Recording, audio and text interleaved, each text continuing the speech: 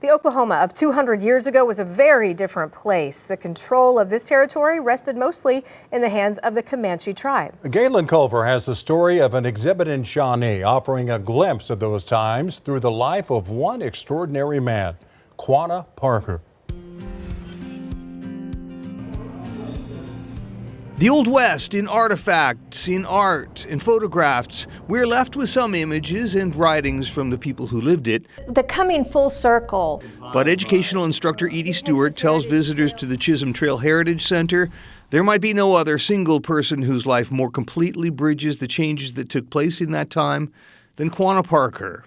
All of the history, all of the battles, all of the misunderstanding, all of the anger. Born to Comanche horse culture in 1845 to a chief of the Nakoni Band and a mother, Cynthia Parker, who'd been captured as a girl by raiding parties in Texas, Quanah hunted the huge bison herds of that time. He witnessed the death of his father in a battle with Texas Rangers and was wounded himself in the Battle of Adobe Walls.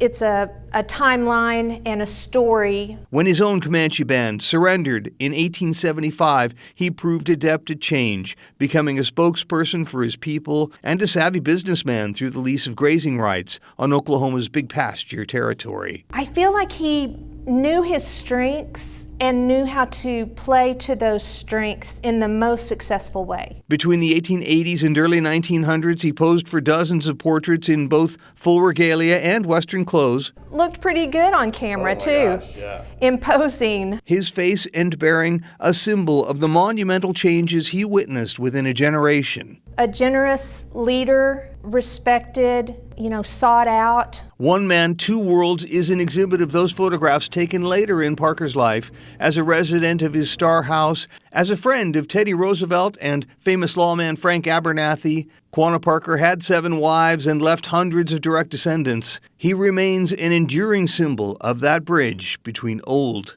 and new. In Duncan, Galen Culver, News 4. Is this a great state or what? The Chisholm Trail Heritage Center is playing host to a Texas museum's collection of photographs until August 12th.